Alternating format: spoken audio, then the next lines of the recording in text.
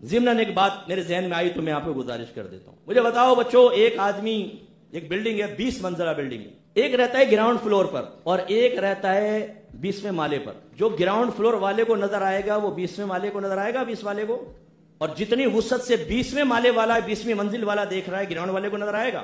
خدا را میں ہاتھ جوڑ کے آپ سے کہتا ہوں، جو آپ کے اکابرین گنے چنے کام کر رہے ہیں، خدا را ان سے فوراً بدزن مت ہو جایا کرو. ان کے پیش نظر بہت ساری حکمتیں ہوتی ہیں، انہیں کرنا پڑتا ہے بہت سارا. آج اگر آپ سیاست میں ہیں اور آپ آ جائیں اپر لیول پر، اب اسمبلی میں آ جائیں، آپ کو کرسچنز کو مبارکباد بھی دینی پڑے گی، آپ کو سب کرنا پڑے گا. اگر آپ اپر لیول پر آئیں گے، مجبوریاں ہوتی ہیں. بڑے لوگ جو کام کر رہے ہوتے ہیں نا، وہ ہر چیز کو ذرا سوچ سمجھ کر کرتے ہیں. اس لیے آپ کسی کی بھی بیان سن کر، کسی کی بھی تقریر سن کر، کم از کم اس سے یہ تو پوچھو کہ یار چلو تمہارے کہنے پر میں فلاں سے عقیدت ختم کر دیتا ہوں، اس کو بند کر دیتے ہیں. اس کے بعد اہل سنت کی اپر لیول پر نمائندگی کرنے والا کون ہے؟ لاؤ تم آ جاؤ، تمہیں بٹھا دیتے ہیں ان کی جگہ. یار اگر تمہیں آپ کر لو، اچھی بات ہے، کوئی بات نہیں، نائب تو بننے چاہیے. ہے کوئی بھی نہیں، اسے بھی گندا کرو، اس کو بھی گندا کرو، اس کو بھی گندا کرو. او بھائی آپ جا کے پہلے معلوم کرو کسی سے کہ آپ کی حکمت کیا ہے. اس میں ہم لوگ جاتے ہیں، بہت سارے لوگ، اب جیسے میں ایئر وے ڈیجیٹل پہ بیٹھتا ہوں، اس میں ایک اہل تشیع کا عالم ہوتا ہے، ایک میں ہوتا ہوں. ہمارا ہوسٹ بھی اہل تشیع سے تعلق رکھتا ہے اور ہمیں پروگرام کرنا ہوتا ہے. اگر میں منع کر دوں، ٹھیک ہے، میری مرضی میں منع کر دوں، میں ہٹوں گا، میری جگہ ایک اور اہل تشیع آ کے بیٹھ جائے گا. مجھے اپنے مسلک یا اپنے مذہب، اپنے معاف ضمیر، اپنی تھاٹس کو لوگوں تک پہنچانے کے لیے اس سیٹ پر بیٹھنا بہت ضروری ہے. اور یاد رکھیے کہ جب آپ ایک اپر لیول پر کام کرتے ہیں، اس وقت آپ انٹرنیشنل میڈیا کی نگاہوں میں ہوتے ہیں، اس وقت آپ باہر کی ملکوں کی ایجنسیز کی نگاہوں میں ہوتے ہیں. وہ آپ کے طرز عمل کو دیکھتے ہیں، آپ کی سوچ کو، آپ کی فکر کو، آپ کی اسپیچز کو، آپ کی تھاٹس کو دیکھ کر نتیجہ مرتب کرتے ہیں کہ یہ کس حد تک ڈیپلی اپنے اسلام سے وابستہ ہے اور یہ ہمارے لیے فیوچر میں کتنا خطرہ بن سکتا ہے، نہیں بن سکتا. میں اس سے زیادہ نہیں کہہ سکتا ہوں کیونکہ شاید یہ لائیو بھی جا رہا ہے اور یہ غالباً ریکارڈ ہو کے ڈلے گا بھی. ہم جو کام کر رہے ہوتے ہیں نا، اتنی مشکل سے کام کر رہے ہیں. لائیو پروگرام کرنا ایک عذاب ہے بہت بڑا. ذرا زبان ادھر ادھر ہوئی پھر وہ چیز واپس نہیں آ سکتی. اتنی مشکل سے کام کرنا پڑتا ہے، پر لیول پہ کچھ انتہا نہیں. تو یہ ایسا ہی ہے جیسے ایک پہلی منزل پہ کھڑا ہو کے، اوے 20ویں منزل والا، تو نے فلاں کیوں دیکھا، کیا فائدہ دے گی، یہاں تو کچھ بھی نظر نہیں آ رہا، اس کو پکڑ کے مارو. او بھائی خدا کے واسطے، یا تو 20ویں منزل پر آ جائے یار، وہاں پر آ کے پہلے دیکھ لے، شاید تجھے بہت کچھ نظر آ جائے. بہت سی چیزیں مروتاً کرنی پڑتی ہیں. بڑے بڑے علماء باہر ہیں، آپ ان سے معلوم کریں. انہیں غیر مسلمین کی تعظیم کے لیے بھی بعض اوقات کھڑا ہونا پڑتا ہے. وہ جو اوتھ لیتے ہیں، نیشنلٹی جب ملتی ہے، وہ پڑھ، ان سے پوچھو وہ کس چیز کا اوتھ لیتے ہیں، ان میں ورڈنگ کیا لکھی ہوتی ہے، معلوم تو کریں آپ ذرا. وہ ان کی مجبوری ہے. بڑے بڑے علماء آپ کے باہر ہیں لاکھوں کی تعداد میں. اگر آپ ایسی بات سی چیزوں پہ پکڑ دھکڑ کریں گے تو نقصان ہوگا. یہ ضرور ہے کہ جو جتنا پر لیول پر ہوگا اس کو محتاط اتنا ہی ہونا چاہیے. اسے غور کرنا ہوگا کہ میں کیا کروں اور کیا نہ کروں. اس کے پاس اپنے ہر اختیار حکمت کی ایک معقول دلیل ہونی چاہیے جس سے وہ مطمئن کر سکے. یہ بالکل میں اندھی تقلید تو میں کبھی نہیں کروں گا، لیکن خدا را میں یہ کہتا ہوں کہ ایک آدمی کے اگر 50 فائدے ہیں، وہ آدمی کوئی بھی ہو، اگر آپ اس کی جگہ لے سکتے ہیں تو ٹھیک ہے، کوئی مسئلہ نہیں ہے، بولو. لیکن جب آپ لے نہیں سکتے، اس لیول پہ کوئی کام کرنے والا نہیں ہے، تو کام کرنے دو. یہ تو خیر ایک ہٹ کے مثال ہے. ایک دوست تھے ہمارے، انہوں نے کہا یار فلاں ایک تنظیم کے اندر بڑا فراڈیا ہے. تو میں نے کہا یار تم تو فنڈ دیتے ہو، اس میں کیوں دیتے ہو فنڈ، اور اسے کیوں نہیں اس کو نکالتے وہاں سے. انہوں نے کہا مفتی صاحب بات دراصل یہ ہے، میرے وہ ایک بلڈر ہے بہت بڑے، کہیں گے بعض اوقات میرا ایک امپلائی جو ہے نا، مجھے پتا ہوتا ہے چیٹ کر رہا ہے، لیکن میں نظر انداز کر دیتا ہوں، اس لیے کہ وہ 1 لاکھ کی چیٹ کر رہا ہوتا ہے اور 50 لاکھ مجھے کما کر دے رہا ہوتا. تو میں کہتا ہوں چھوڑو یار، 1 لاکھ ہی کر رہا ہے نا، اگر روک لوں گا یہ بھاگ جائے گا.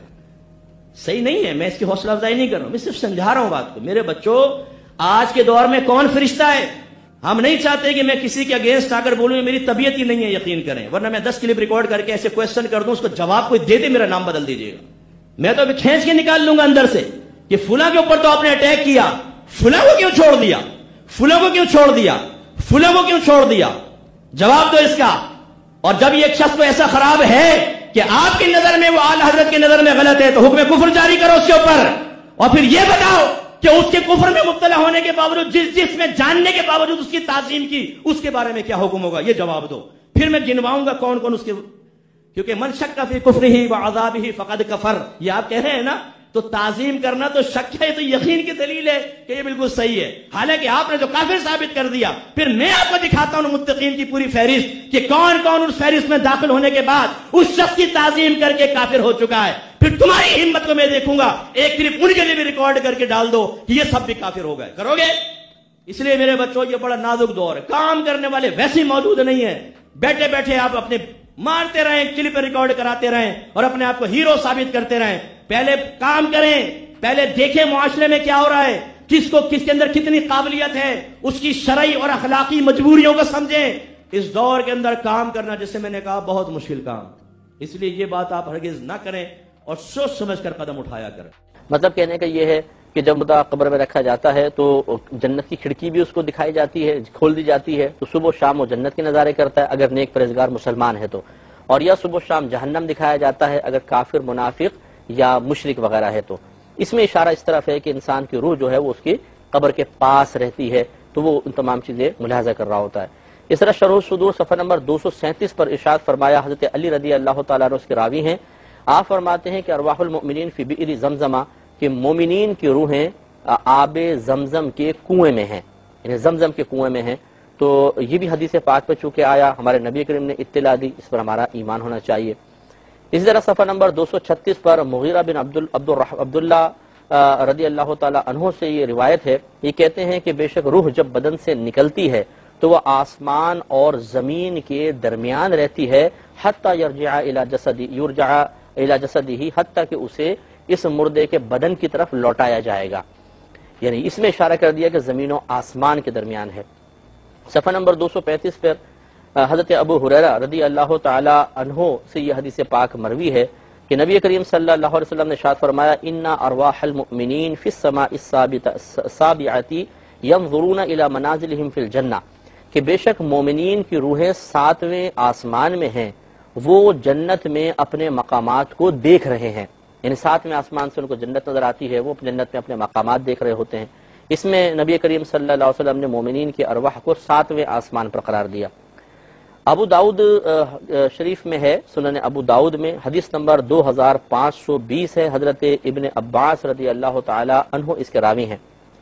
یہ فرماتے ہیں کہ نبی کریم صلی اللہ علیہ وسلم نے ارشاد فرمایا کہ جب تمہارا کوئی بھائی دنیا سے رخصت ہو جاتا ہے تو اللہ تبارک و تعالی ان کی روحوں کو سبز پرندوں کے پیٹ میں رکھ دیتا ہے، سبز پرندوں کے پیٹ میں، اور وہ جنت کی نہروں پر اڑتے ہیں، اس کے پھلوں میں سے کھاتے ہیں اور اس کی قندیلوں پر بیٹھتے ہیں، وہ قندیلیں کہ جو عرش کے سائے کے تحت لٹکی ہوئی ہیں۔ تو یہ اس میں اشارہ کر دیا کہ بعض لوگوں کی روحیں جنت میں پہنچائی جاتی ہیں اور جنتی پرندوں کے پیٹ یا پوٹے کے اندر ان کو رکھ دیا جاتا ہے، اور جنتی پرندے اڑتے ہیں تو گویا کہ وہ روح بھی اس کے ساتھ سیر کر رہی ہوتی ہے۔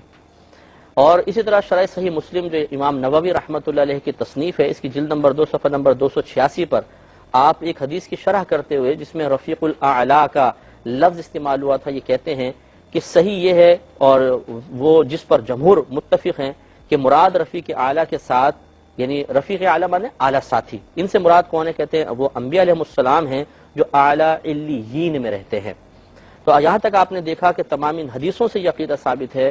اب ان میں یہ نہیں ہے کہ بعض کی روح ادھر بعض کی روح ادھر، یہ ذرا عوام اچھی طریقے سے اس بات کو آپ لوگ ذہن میں رکھیے کہ نبی کریم صلی اللہ علیہ وسلم نے مطلقاً فرمایا مومنین کی روح آب زمزم کے کنویں میں ہے، مومنین کی روح 7ویں آسمان پر ہے۔ تو اب ان حدیثوں میں بظاہر ٹکراؤ نظر آتا ہے، کہیں تو سرکار فرما رہے ہیں آب زمزم میں، کہیں فرماتے ہیں قبر پہ ہیں، کہیں فرما رہے ہیں 7ویں آسمان پر ہے، کہیں فرماتے ہیں جنت کے سبز پرندوں کے پوٹوں میں ہیں۔ تو یہ علماء کا کام ہوتا ہے کہ پھر یہ کہہ کر کے جی ایک حدیث کو صحیح مان لیتے ہیں، باقی سب کے مضامین چونکہ سے ٹکرا رہے ہیں اس کو رد کر دیا جائے، یہ غلط ہے۔